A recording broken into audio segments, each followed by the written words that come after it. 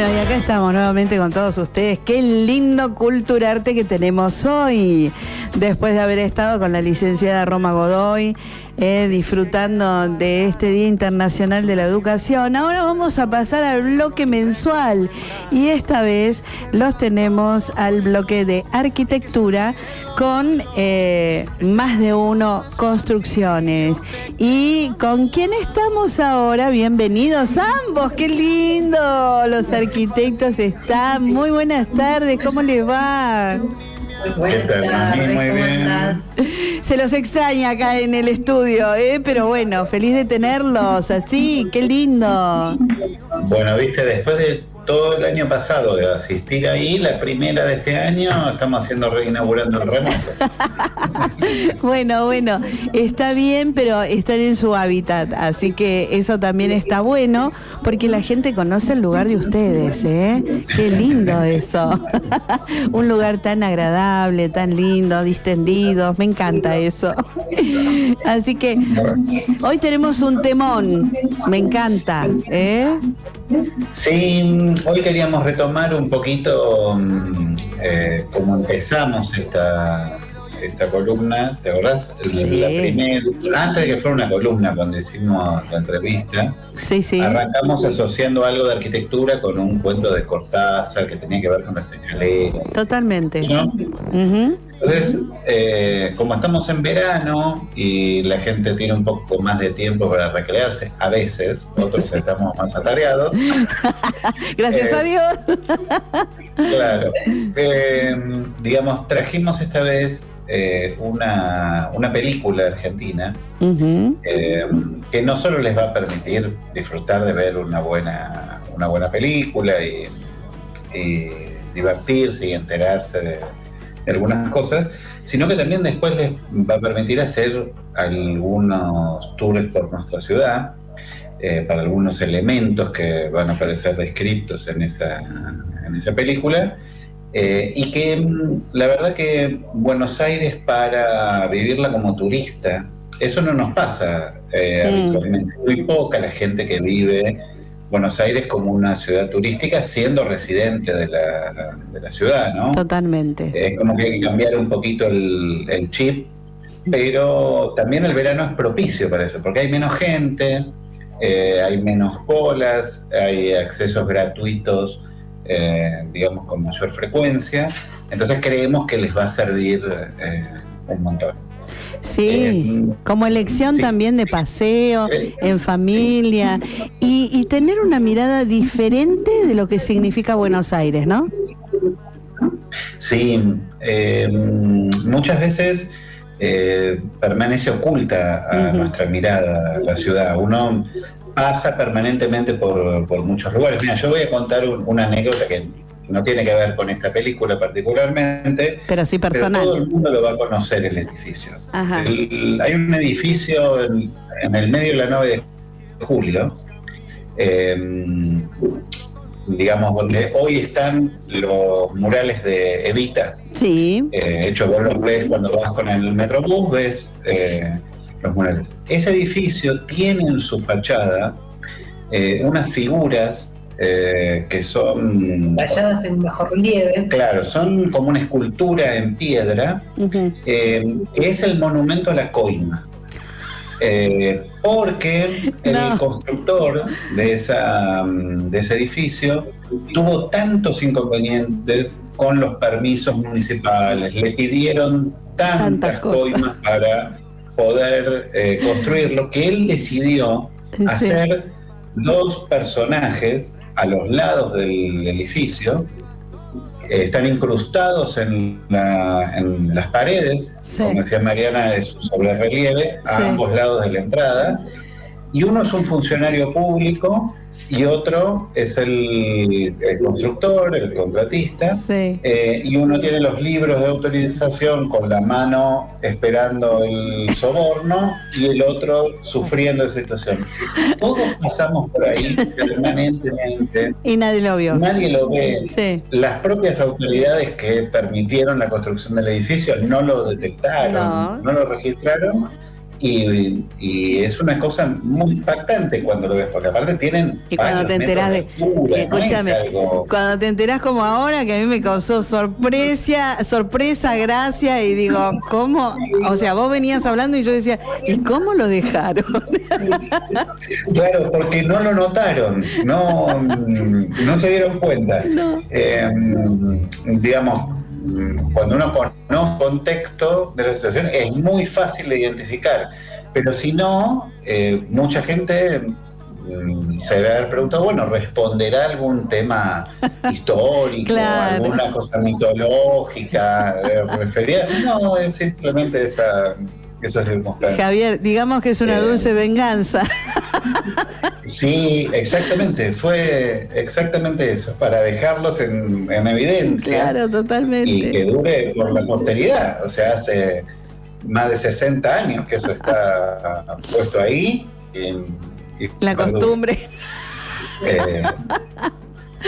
Qué increíble lo que estás comentando, que la verdad que además de gracia que causa, ¿no? Yo creo que más de uno de los oyentes que está escuchándonos seguramente va a pasar por allí adrede y va a mirar estas imágenes. Sí, ahí, ¿no?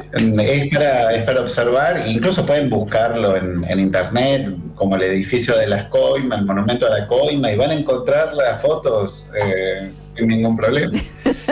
Pero bueno, volviendo al tema de esta peli, vamos a dejar después en el resumen, está tanto el tráiler, el link del tráiler, como el link de la película completa que está en YouTube. Sí, está fantástica. Ahí va a pasar el tráiler, Johnny va a poner el tráiler para que nos acompañe en lo que significa esto para la gente, ¿no? Para que entre en el tema. Bien. On peut commencer? Vous êtes sûr? On ne voit pas mon visage, non? J'ai entendu parler la première fois d'un collaborateur sur un mail que j'ai reçu d'un certain où il me parlait d'une société secrète porteña qui s'était proposée de copier Paris a Buenos Aires. Los corroboradores son una asociación secreta que surge en 1882, a fines del siglo XIX, con la fundación del Jockey Club por Carlos Pellegrini. Y había arquitectos locales o a veces extranjeros y varios franceses que se establecieron acá o enviaban planos de arquitectura de inspiración francesa, de escuela francesa. Factibles son, es decir, yo soy historiador, trabajo con pruebas, no tengo ninguna prueba fehaciente de que hayan existido.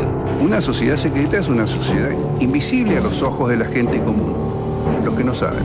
Si j'avais su, je ne serais jamais monté dans cet avion. Je ne savais pas ce qui m'attendait. Dressler était donc un fabulateur. Los corroboradores crearon un gran mito. Y todos sabemos que la memoria se nutre más de los mitos que de la historia. Appelez-moi Suzanne. Je suis journaliste. Je suis en danger. Les documents confidentiels n'ont jamais été retrouvés. Jusqu'à ce jour.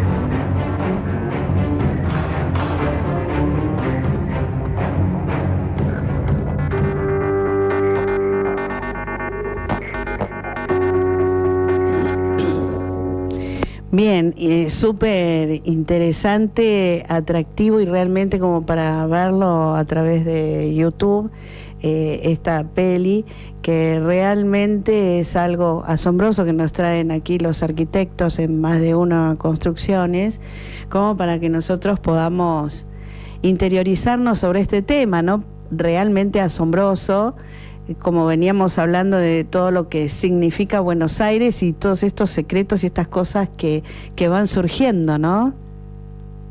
Sí, el planteo de la peli, perdón, a mí tenemos un chiquitín de detalle, entonces no sé si te pisé. Lo que pasa, sí, que está bien, el tema es que hay un poquitito de feedback, ¿no?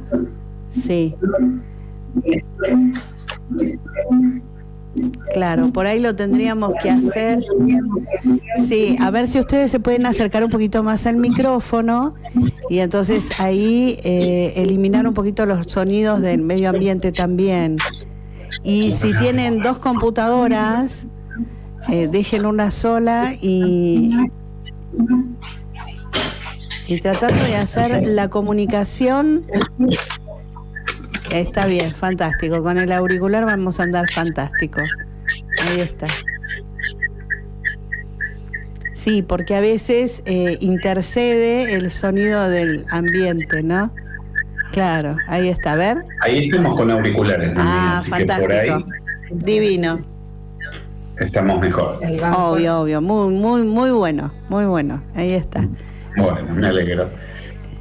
Bien, entonces continuando con esta presentación que hicimos de la película de los corroboradores, que realmente es algo fascinante lo que trajeron aquí al programa hoy, que ya habíamos comentado en su momento, pero que hoy lo vamos a desarrollar más ampliamente.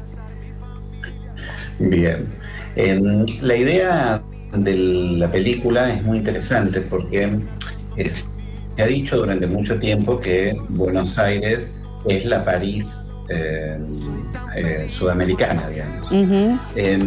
Y toma esta idea, pero amplifica el sentido, y entonces lo que sugiere es que en verdad muchas cosas que existen que estaban en París hoy están en Buenos Aires, que por los contextos de las guerras mundiales, por ejemplo, temían que estos edificios y algunas obras de arte se perdieran en Europa. Uh-huh. Y entonces desmantelaron edificios completos y los trasladaron a Buenos Aires.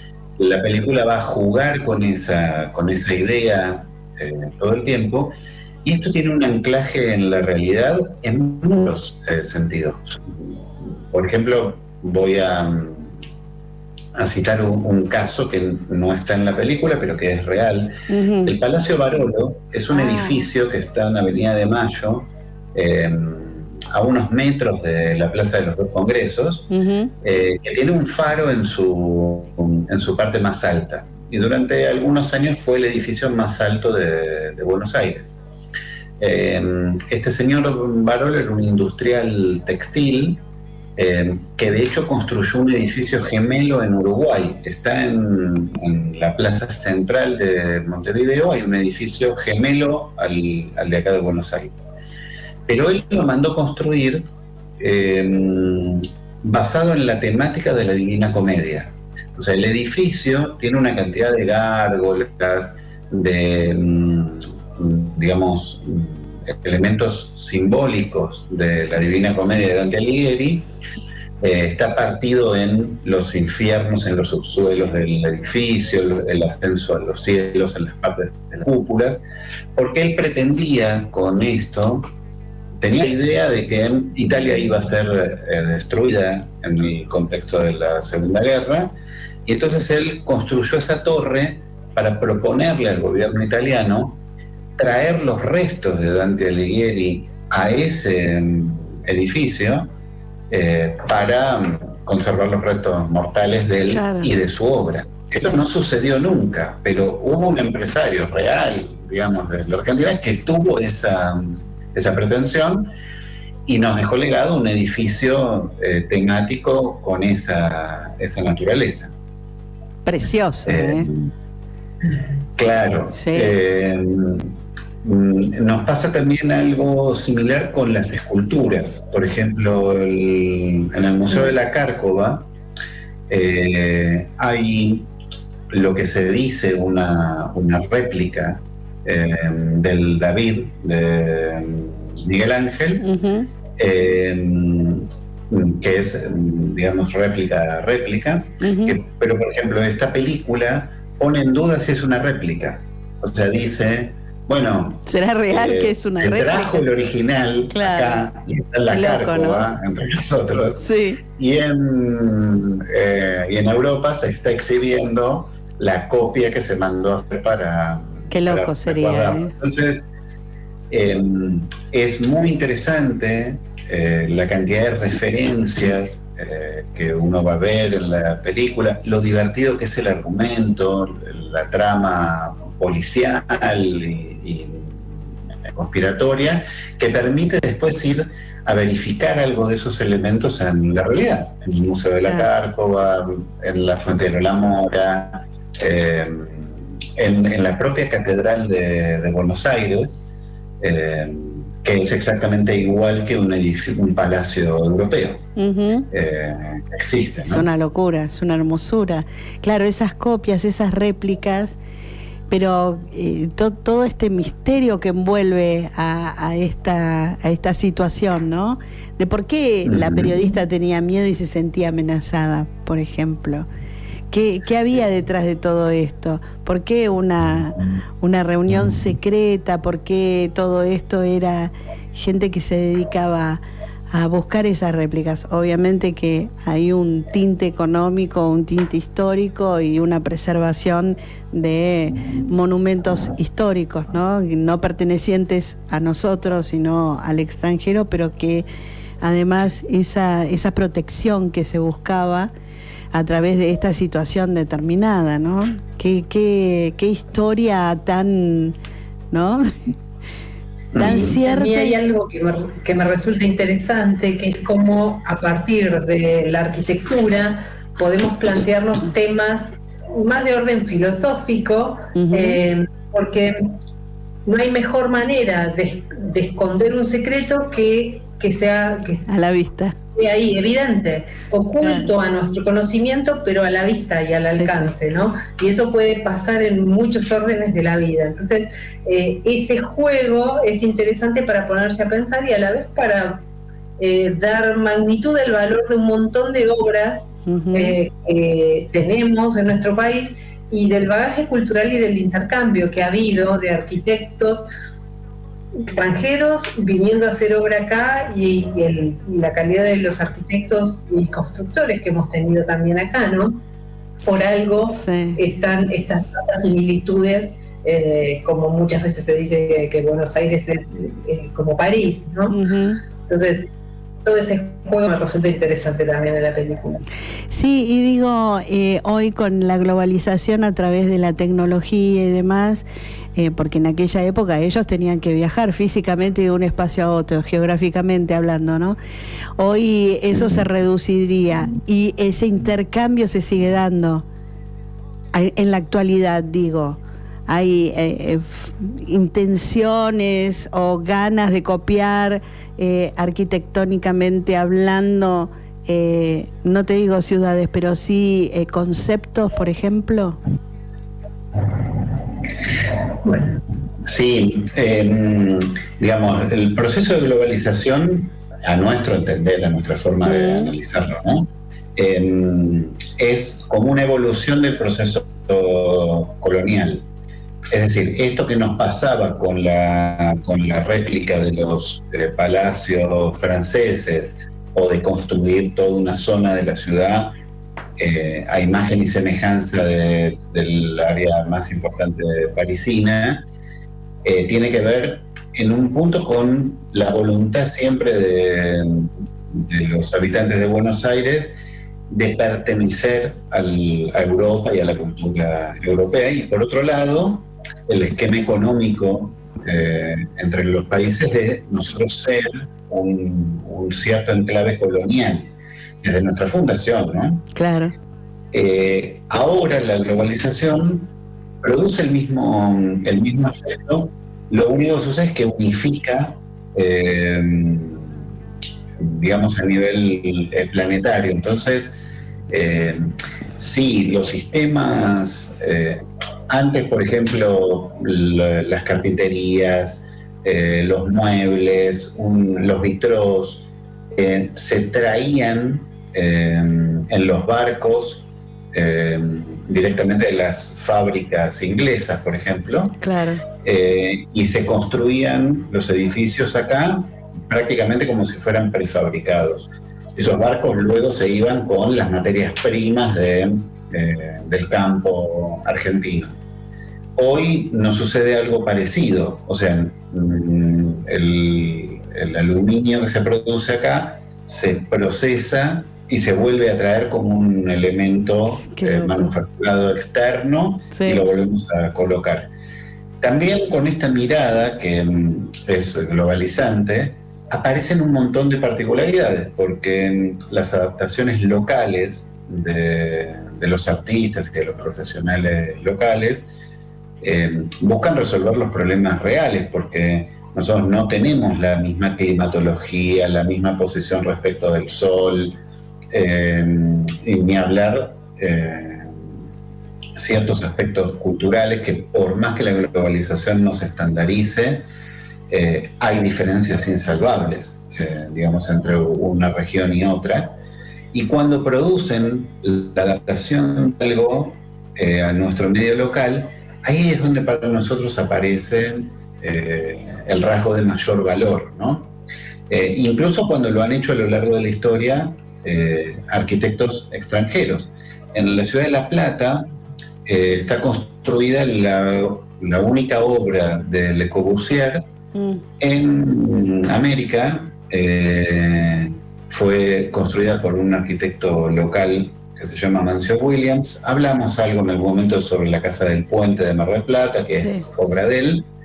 Él construyó esta vivienda que Le Corbusier diseñó para este parque en La Plata. Y los planos los mandaba por correo.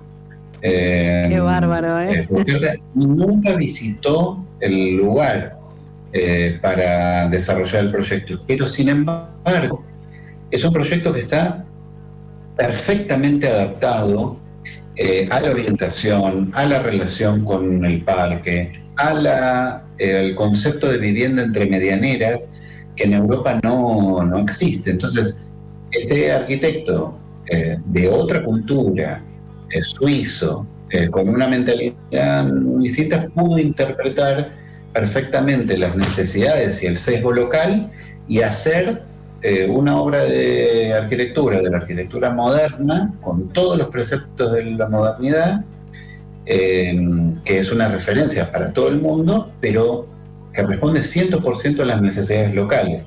Bueno, eso a veces hacen nuestros propios profesionales y artistas, ¿no? Entonces, todo eso está un poco en el relato de esta película, lleva a pensar en ese punto, y también a cómo posicionarnos cada uno de nosotros en relación a la globalización, como decís, ¿no? Incluso también a la idea del desarraigo, ¿no? Porque en aquella época se construyeron estos edificios muchas veces impulsados por inmigrantes que querían tener acá el mismo estilo de ciudad, de edificio que tenían en su país de origen. Y eso de alguna manera hoy también la gente cuando viaja, se traslada, empieza a vivir o desarrollar su profesión en otro lado, bueno, aparecen todos esos regionalismos de alguna manera en la producción artística, arquitectónica, que se va desarrollando. Todo el mundo siempre quiere llevarse un pedacito de casa consigo, ¿no? Sí, es cierto, porque es la nostalgia, es el amor, y bueno, sobre todo en esa época donde el inmigrante era como necesario que se fuera, si tenía que vivir otro tipo de vida que aquí lo encontraba, y lamentablemente en su país no. Entonces, esa nostalgia y ese amor por lo que había dejado atrás, se vislumbraba, tal vez vayas a saber, ¿no? Salir a tomar un té o algo y decir, ¿no? Soñar como que estaba allí. Habrá dejado gente, familia, amigos, un estilo de vida, y bueno, era un poquito calmar esa sensación de nostalgia.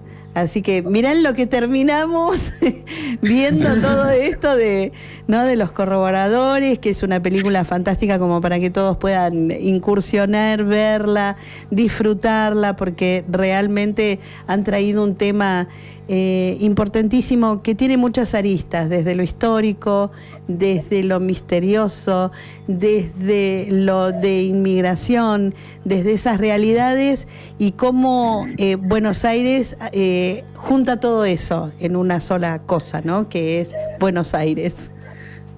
Sí. La mítica Buenos Aires. Exactamente. Así que, bueno, hoy se nos pasó volando. Por favor, es increíble esto, cada vez es más rápido, no puede ser. Vamos a tener que tomarnos un poquito más de tiempo. Increíble. Sí. Bueno, agradecerles muchísimo. Vamos a ver en el próximo encuentro qué otro tema súper interesante van a traernos a todos nosotros para enseñarnos todo este tipo de cosas, ¿no?